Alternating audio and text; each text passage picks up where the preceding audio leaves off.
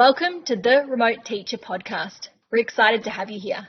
I'm Hakea, an experienced regional, rural and remote teacher, author of children's, middle and YA books and co-creator of the Facebook group Teachers in Remote Communities Past, Present and Future, along with Carl Merrison and Lynette Gordon, and the co-owner of website The Remote Teacher. The Remote Teacher podcast and all our support platforms come from a passion to improve the experience of remote teachers and in turn create positive outcomes for our remote students and communities. You can find out more about us on www.theremoteteacher.com.au, over on our Facebook group, Teachers in Remote Communities Past, Present and Future, and of course by listening to this podcast. Now remember, you can also download these podcasts so you don't need internet access and you can listen to them wherever you need, including on your long drives out to your remote and rural communities. Please remember to like us on Facebook, on Instagram, and by signing up to our email list. And before I introduce our guest for today, it's important to acknowledge that the discussions that we have here are the opinion of the guest and myself alone and do not represent anyone, including Department of Education or any particular organisation, unless, of course, they've come on stating that they're representing that organisation. It's also important to consider First Nation peoples, communities, students and families are all diverse and unique, and what works for our guest and myself may or may not work for you, your students, your families, your communities and your schools. So take what you need, leave what you don't, sit back and enjoy. Let's begin. I'm very excited to be meeting with Corey Tutt, a Gamilaroi man who's also the founder of Deadly Science, and we've bumped into each other around the internet and him sharing his amazing science program over on The Remote Teacher Past, Present and Future. So I'm happy to be chatting with him today. But before we begin, I would like to acknowledge the traditional custodians on the lands of which we meet today, the Bundjalung people of the Northern Rivers, New South Wales, and the Biripi Nation where Corey is for the interview today. We pay our respects to their elders past, present and emerging, and extend that respect to any First Nations people listening along with our podcast today. Corey, welcome. Thank you for having me. It is a pleasure to be here on the lands of the Biripi people. And it's a beautiful day today. It is summer. It is hot. It is the sky. There's not a cloud in the sky. And I'm just very grateful to be on this podcast today. And can you tell us a bit about your background prior to Deadly Science? Because you've done so much since, but what was it like for you before? Yeah, so I'm a proud Gamilaroi man. My family come from Walgett, Lightning Ridge, northwest New South Wales. But I was born and bred on the south coast of New South Wales. So I was born in Nowra, otherwise known as Shoalhaven. And, you know, for a lot of my childhood, it was quite difficult. We moved around a lot. We had a lot of disruption. And, I was always a very smart kid, but I kind of didn't enjoy school all too much. And it's kind of like a stereotypical story for a lot of us. But I left school at 16 because I had a dream of being like the black fella Harry Butler. And Harry Butler was like a herpetologist back in the day, or the black fella crocodile hunter. I was that guy. I was always picking up lizards and snakes. And I started my career. I left my home in Dapto in the Illawarra region, south of Sydney, and I went to a place called Boyup-Brook. And that's not a made-up name. That's in Noongar country in Western Australia, and I worked as a 16-year-old in a wildlife sanctuary. And I lied on my application, which you shouldn't lie, children, because you had to be 18 to be on that, but I said I was 17. 16, 17, not that much difference, but I went over there and I spent, quite a bit of time over there. And then I came back and I worked at a place called Nowra Wildlife Park, now known as Shoalhaven Zoo. And I started my career off as a zookeeper and sort of one thing led to another. And I found myself shearing alpacas, went around Australia and New Zealand shearing alpacas. And, that was probably the biggest learning curve for me in all the jobs that I've had. I probably learned the most shearing because I was often out at places like Rockhampton or Deniliquin or out in Stewart Highway or sometimes out the back of Lightning Ridge, or these remote communities that had a lot of alpacas and sheep and different things. And you saw, like, when you do that kind of role, you see a lot of Australia, and you see a lot of the problems that we might not be as aware of in the metro areas as what people face in the bush. And I think that back then it kind of sowed a seed into me that I really wanted to help others at that point. And you didn't quite know that it was going to be deadly science. How did that seed turn then into deadly science? Well, that was the thing. Like, I when I sort of moved on from shearing, I worked for the RSPCA at Yagoona as an animal attendant and also as a shearer as well. And that classic case of the sheep that had 3 or 4 years worth of wool on it. I used to be the guy that used to shear them.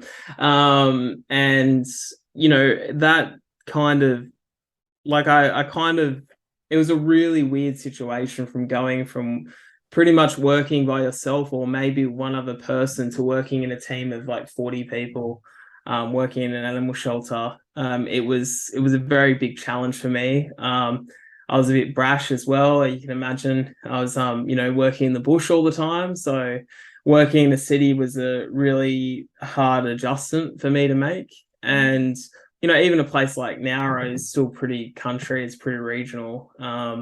So I'd only kind of worked in places like that. So when you work in the country or regional areas, it's a bit different. When you work in the city, it's a different sort of culture and different sort of atmosphere.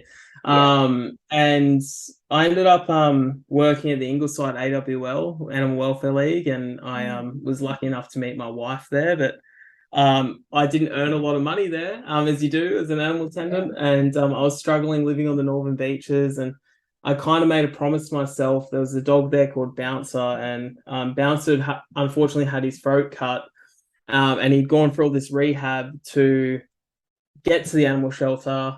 And there was quite a few times where Bouncer was like very close to being put down for behavioural issues, and I really was determined to get Bouncer adopted. I got Bouncer adopted, and then I ended up getting a traineeship down at Australian Bioresources at Garvin. I went through and became a lab tech. I'm an animal technician. I looked after colonies of rodents. And then I moved on. I'd met my wife, not my current wife. I've only been married once. But I met my wife at the animal shelter, and she lived in Sydney, and we were doing the long distance thing. And I decided, after I'd worked at the Garvin Institute down in Mossvale, that I'm going to try and move to Sydney. I'm going to try and make this relationship work. I'm going to move to Sydney. I'm going to be closer to Kate. It's going to be a lot better. And that's kind of when I started working at the University of Sydney. And it started off really well, really good, but I was never challenged really by that role. And it's hard when you have a role where you're not really challenged, especially mentally. Like, it was really hard for me to find challenges within that workplace. And that's because it was so well established, and there was no real places where you could see improvement, in the sense of, like, you can clean a mouse cage or take DNA of a mouse in so many different ways, but there's only really one way to do it. And I started Deadly Science then. So it was when I was working at University of Sydney where I was getting pretty bored with my role, but I always had this burning desire to show other Aboriginal people that, hey, like, there is a way into science, and to be a scientist without going through the traditional ways. And I was wearing a lab coat, but I'm not a old, wrinkly Albert Einstein white man wearing a lab coat. I was a young Gamilaroi lad. And, I didn't have the best background or upbringing. I didn't get any scholarships to go to any fancy schools or anything like that. I went to Dapto High, which is, it's a good school now, but back then it was a pretty rough school. And, and you went the long way around as well. You took up every opportunity, went everywhere, and kind of gathered that knowledge as you went, by the sounds. Exactly right. It was one of those things where it kind of grew. It grew from there, and I started yarning with these kids, and we'll talk about how reptiles have a third eye. Like they have this parallel eye which allows them to see in color. We would talk about space stations. We would talk about how octopus have 8 brains, 3 hearts, and blue blood. And why is that? And why do we have red blood? And these kids would just become, they'll just be like, well, how come no one's really spoken to me like this before? We don't have things like this. And it just kind of grew from there. And then, I was working in the lab one day and I said, you know what, I've got some books at home. I'm going to ring some of these remote community schools. I think Jill Communion was one of the first schools I rang, and they just had nothing. Like they had nothing in terms of science resources in the classroom. And Scott Ryan was the principal at that point, back in 2018, and he said, yeah, I'd love some books. And then he texted me an address, and then I flicked. I'd already sent some books to Mutijulu and places like that, and it kind of just grew. Scott talked to his teacher mates. They needed books and resources. And then before I knew it, there was hundreds of people trying to contact me to send resources. So I was really stubborn. I didn't ask for help back then, and I was working in the mouse lab and had 500 cages of mice just nattering at me, and I was using all my savings to buy books from Dimmicks. And eventually what happened was I started a GoFundMe page, and the GoFundMe page, it raised quite a bit of money, but it is really hard to get people interested in getting Aboriginal kids into science and STEM. And the problem is with that is that, like, even mainstream Australians see science as this Albert Einstein, Thomas Edison thing, this thing that's unachievable. Yeah. So it's like, to convince them to give their money to Aboriginal people to do science, even though we're the world's with this first deficit scientists. thinking, yes. Yeah, and so I had to think outside the box a little bit. When I started the GoFundMe, it was because I was working 2 jobs, and I was driving along Duffy's Forest Road in North Sydney, and I nearly crashed my car because I was working nights, and I had a professor from the University of Sydney, and again, when I was working at the University of Sydney, I knocked on most professors' doors, and they shut their doors on me and said, no, it's a bad idea. Wow. I'm not. And imagine those people like, now looking at what Deadly Science has become and the amount of young people it's impacted, and the stories that they're telling about science out in remote communities now, the success. Well, at that point, I was a bit of a pinball. I would get smashed from one pillar to post, and I'd just bounce off to the next person just to try and get someone to listen. Yeah. And it was Professor Marianne Large and Dr. Alice Motion who, Professor Alice Motion now.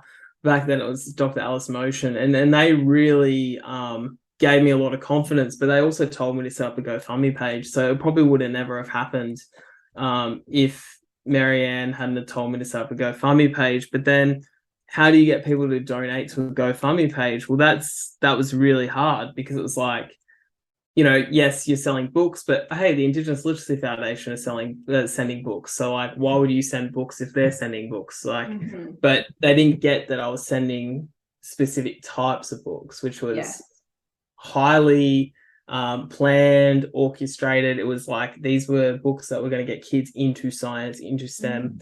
And they're right. Like, the Indigenous Literacy Foundation does incredible work. I love them. They're great. But I was doing my own thing, and I was calling it Deadly Science, and then I drew a logo on a napkin, and my cousin fixed it up for me because it was pretty crappy. And that's how the logo came to be. And then, I got this weird email one day, and it's like, you've been nominated for Young Australian of the Year. And I'm like, I literally thought it was one of those scam emails that you see. And then, I probably couldn't shut up about it, to be honest, afterwards, because I was pretty chuffed. Like, it's a very special award. I never, in my wildest dreams, I still pinch myself. I don't think that I really have ever come to terms with the fact that, I won that award. It's not why I do what I do. And that's a very cliche thing to say, but I literally don't do it for awards or anything like that. But it helped put you in the spotlight, didn't it, for then moving this forward? Yeah, most certainly. And the best thing about it was I was able to bring my mum to the awards, and I was able to, celebrate with my family, and my family have been through a lot for me to be in a position to get that, and I'm very privileged to get that. But to get there has been a pretty rocky road with a lot of potholes and things like that. So um, it changed my life, but I wasn't ready for it. Not in my wildest dreams. Like I'd done stuff at the zoo where I'd had, been filmed by Getaway or The Weekender or something like that. But when you've got cameras in your faces and people want to talk to you, like my phone completely blew up the next day. And then you have to go to Canberra with the expectation where you might have the same media attention, but it might be 100 times that. And there's no amount of media training that I got that prepared me for that. But quickly, it changed my behavior very quickly as a young man, because, suddenly you can't be out of the pub, having a good time with your mates. You can't be, seen to do some of the things you probably used to do. And like, I've never tried drugs or anything like that, but like, I can't be out Worrying about at what like the 2 in the reflection morning. is. Yes. Yeah. Yeah. Yeah. And like, and that was a really good thing. And it was a great thing for the view of Deadly Science. It But it changed it a also lot. it also highlights the pressure that like role models for First Nations young people, everyone, especially when they're in the spotlight, are under as well. That you are Oh suddenly yeah. this role model for everyone. And just by the mere fact that you're on telly or radio or like on social media, there's always someone that doesn't like you. And it's just like in life. And multiple times I've had to sort of pull myself back, or I've slipped up because I've bitten back, or like, and I'm getting better at it, but it's not easy. The first death threat I got was really hard. What? And you don't understand, like, people do send you this stuff because it's like, you are literally packing up boxes of resources and sending them to remote children that don't have them. But it's something you've got to grow with, because we are in a world where information has never been cheaper. You are everyone and their dog's going to criticize you in some way, but like, I wear it because I love it. Like, the moments I have, like, last year, Cabbage Tree Island, the community got destroyed by floods. They got hammered by COVID, but these kids just have so many, like, they just have a reason to smile. And Well, and you that's know, it, isn't it? Because yeah, selling science to donors is hard, but selling science to kids isn't. And selling science to remote kids who are already out there, chopping up a kangaroo or knowing how to track an animal, or looking at the stars and telling dreaming stories. Selling them on the traditional science knowledge in these books and the resources that you provide yeah, isn't hard. that's not the hard thing at all. It's Yeah. convincing everyone else to support it. And so I came up with this idea where I'd make a Deadly Science shirt, and it worked for the most part. It was really great. Like, I used Twitter and Facebook as my sort of pilots to get me to where I am today. But it was like, where are you wearing your Deadly Science shirt? Where are you celebrating deadly science and these kids? And we have the Deadly Junior Scientist Awards, where we're rewarding kids for not just being good at science or academic. It was being a good person. Because, like, if you're a good person first, you're a great scientist next, because you really care. And explaining that, and just making science sort of cool. Like, we don't have, like, with our communities, we might have the Fremantle Dockers or the South Sydney Rapidos, but we don't have anything that is Indigenous, that is for science or STEM. We have CSIRO, we have a couple of other smaller not-for-profits, but we have nothing that really celebrates young people in STEM. And that's sort of where deadly science comes into it. It's, and the thing is that like, I think even if I wanted to, I couldn't replicate what deadly science is somewhere else, because deadly science was so authentic and so authentic and so personal. I've literally put my blood, sweat, and tears Worked into 2 jobs. carrying. Yeah. Yeah, and like I broke my foot carrying boxes of books to the post office. I actually felt my foot shattering, and I could feel the bones breaking in my foot. Wow. These are things I've had, and from that, it is the whole like, like last year I was getting married. It was going to be the year that I back off. Now it's this year. How But does Kate feel about the fact that you haven't backed off yet? oh, look, she knows, like everyone around me knows that like the work that we do is so important, and they know how important it is.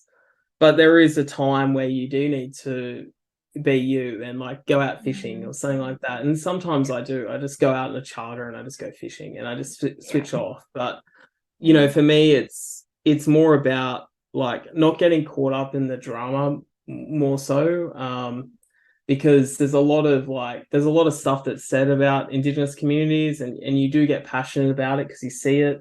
But I know for a fact that I do my bit by, supporting our mob and in different ways. Like, there's different ways I can help now. Like, before it used to be, I'll go to the shops and I'll buy every single thing in the shop and I'll send it to you. But now it's more like, I want to actually start something in my community, but I don't really know how to start it or who to talk to. And I'm like, I know I've been through this so many times. So now I've become kind of that person where it's a bit of a connector. Like just recently, a fellow that I've known for 16 years, we did AIM together back in the day, and he sent some baby clothes off to Jill Cominion, and I'm able to hook that relationship up because I know people in Jill that need baby clothes. Like, yes.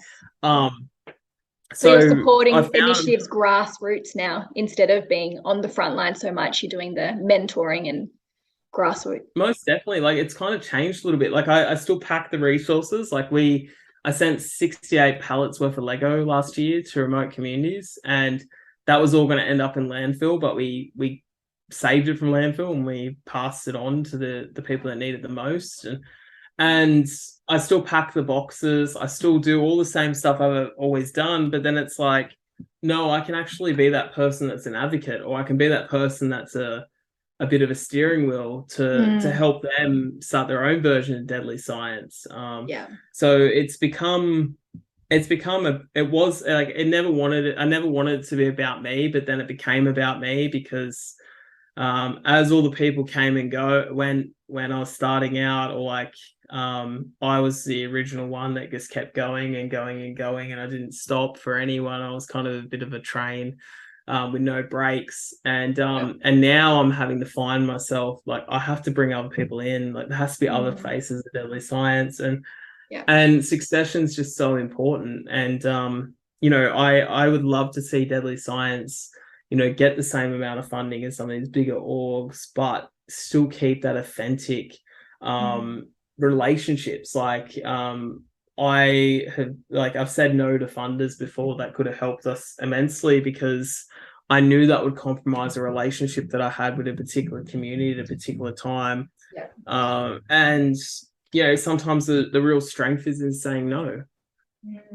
Yeah, and holding those core values, like you said. And I think the power of what you've also done, or what Deadly Science has done, although it is you writing the books as well, so it's not just leaning on you to provide resources anymore. You've got the books, and like you said, encouraging grassroots startups as well to kind of carry the science message through.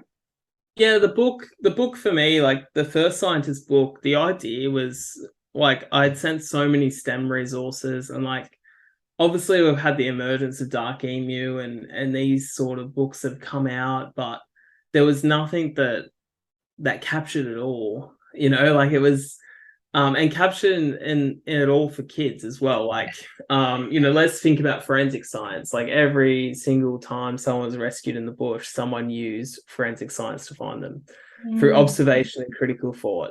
So let's put that into a book. And like, I really wanted to write the book that I dreamt of sending to remote schools, to encourage kids. And like, it's the same with the next one. It's like, well, this new one that's coming out, This Book Thinks You're Deadly, is an adult book, but it's like, I've written it because the only time we talk about Aboriginal people and when they're successful is either when they're in sport, art, or when they're dead. And there is an amazing group of young and living Aboriginal people in this community, in this country, doing wonderful things. And I wanted to share anecdotes of how they impact me. But I hope that this is a book that I can pass on to other Indigenous writers, First Nations writers, and they can write about people they find deadly as well. And there can be a real celebration of Black excellence in this country. And, for me, with the Australian Geographic books, there's a lot of me in those books as well. Like, Animal Adaptations is based on the first book I learned how to read, which is Reptiles in Colour by Dr. Harold Cogger. It's orange, just like the book. So it's got a lot of that kind of stuff in it. And, I really just wanted to have books that, like, write books that kids just, kids and old people just pick up and they just love. Like, I just wanted them to love the book. And if they didn't love the book, then that was fine, but at least it was out there. And if someone thought that they could write a better book, then they definitely can. And I hope they do, because we need more books out there and we need more books to encourage our kids. But, I wanted to, that's why it was so meticulous in the referencing and the, if you've seen First Scientists, it's a very well-researched book. It's everything's done perfectly to a T. But I really wanted to set the standard of First Nations science books in this country for kids. Yes, yeah. And I think once young people are exposed to all these different streams of science, that they can then have these big dreams of, like, maybe marine biology at one point is my thing, or maybe I can be a ranger, or maybe I can be an astrologer in the middle of Australia. You're understanding that science is so diverse as well. What kind of message you've had, because you've obviously worked doing your sharing around and you've interacted with heaps of communities, and you've also done guest speaking with young people. I'm wondering, what advice do you have, or the most important message you have for people who are working in these remote communities? You are supported, even if it doesn't seem like the support's there. If it seems like you're a bit alone, and if it seems like you're at your wit's end, you are supported. There is organizations that will support you. There is someone that will pick up the phone. These communities are the most beautiful communities you'll ever, like, on earth, but they're also challenging communities. There's things that young graduates aren't prepared for. And universities need to be better at preparing young graduates for the life in the bush, because life in the bush is, you're not just a teacher. You're not a 9-to-5 teacher. You're a 24/7 teacher. And therefore, the training needs to be better, but also the support for teachers. There needs to be a national support network for teachers in remote communities, because we lose too many, either to, like, just the industry in general, the education industry, or completely. And I think that, if we truly care about education in this country and about our children in these remote communities, we need to encourage these people to stay, build relationships, but we need to put the infrastructure around them. If we can't do the latter, which is the infrastructure, then we can surely put some support networks in and some proper training in. Because everyone kind of thinks they leave uni, they're going to get their dream job, they're going to go out to Matarenka, they're going to go to this beautiful desert oasis, but quite quickly they find themselves burnt out. And for me, I've seen it across the communities. I've picked up the phone for principals and teachers at 2 a.m. and 11 o'clock at night, at all different sorts of hours. And, for all those teachers out there, you're not alone, but you also do a wonderful job, and you should be commended for that. And keep going. you're making a huge difference, because a good teacher makes a world of difference. And imagine all these remote teachers that might be inspiring the next STEM and you and Deadly Science and the next round of First Nations teachers that are like teaching in their own communities. How powerful would that be? 100%. And community teachers, they might not have the tertiary education, but they're worth their weight in gold. They're amazing people. And the thing that I've found in my many years now of working with remote community teachers and schools and elders and different people is that the remote community teacher is a special breed. It is someone that is very selfless. It is someone that gives service that goes beyond the typical realms of an educational setting. It's someone that deeply cares about their community. It's someone that doesn't just put the extra hours in, marking assignments. It's sometimes you're opening up your home to kids and community members, and I think that needs to be celebrated a little bit more than what we do. We don't really have, we have state awards for teachers, so it's kind of one of the driving factors why Deadly Science has the Deadly Science Educator of the Year award, both community and teacher, because it's important to recognize the efforts of teachers. And although your students might not see it all the time, and we were all young once, and we all thought we knew it all at some point, there or the other. But these kids do remember you. They do have, if you keep it positive, they will remember you when they're old, and they will, true. They'll have those relationships with you. What hints and tips do you have for getting more STEM into remote community schools? Obviously, Deadly Science is doing so much around that, but what can we do on the ground in remote communities?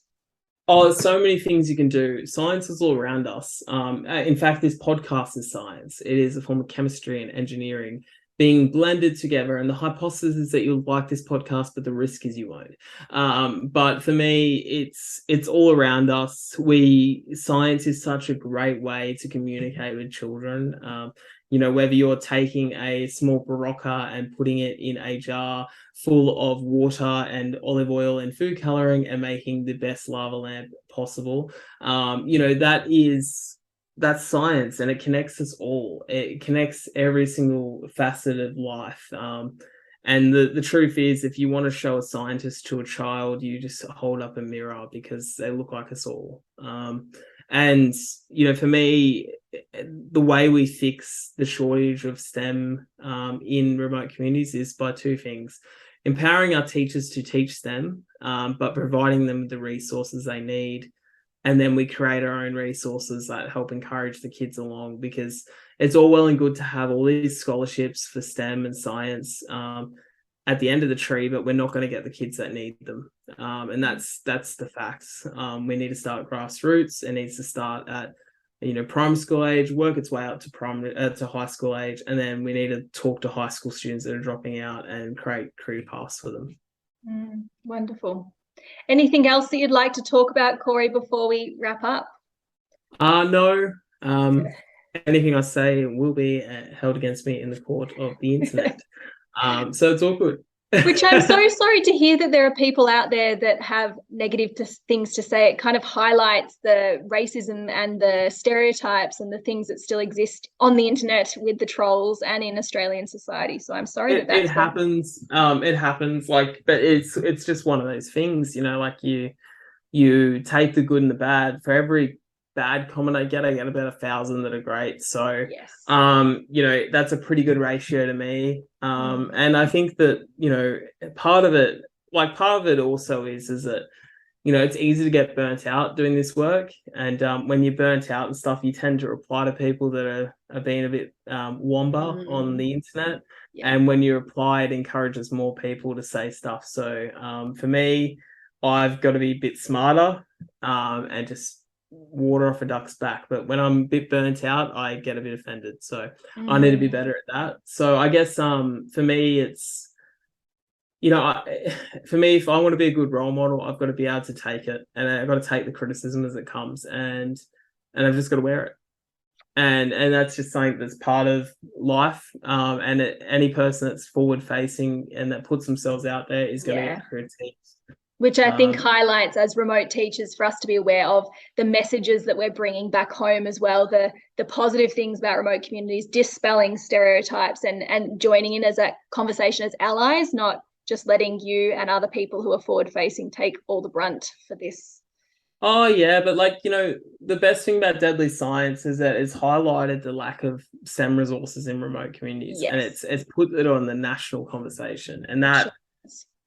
that's an amazing thing. And regardless of, like, yes, my involvement is as a founder and stuff, but it's schools like Pernalulu School, it's schools like Manialik, Robinson River, Manali, Malak, all of them, Walgett, everyone, Yeah. who has really turned this little idea I had into something that is, we're all kind of supporting each other. Like, schools are supporting us by getting involved, and sharing photos, and making themselves accessible to us, and helping us build a profile of them and the work that we do together. But it's also creating a national conversation which is being addressed, which is great. Thank you so much, Corey, and thank you for the time. And on Thanks behalf for of having me. remote teachers and schools, thank you for all the work you do. No, it's an absolute honor, and I love being on the page and sharing stuff, and I think it's really great. I've got a lot of really great contacts off that Facebook group as well, which is it's awesome. All supporting each other. Thank you so much, Corey. You've been listening to the Remote Teacher Podcast, a podcast where we discuss all things remote outback teaching. Make sure you follow us on Facebook, Instagram, join our email list, and our Facebook group, Teachers in Remote Communities, Past, Present and Future. Any important links mentioned, or businesses or organisations to support your remote teaching that our guest has mentioned today, will be in the show notes. So make sure you have a look at them to find out more. And a reminder again that this podcast can be downloaded so you can access it when you do not have internet coverage or reception. So you can listen to it on your long drives between communities in the outback. Thank you for listening. We look forward to seeing you in the next episode of The Remote Teacher.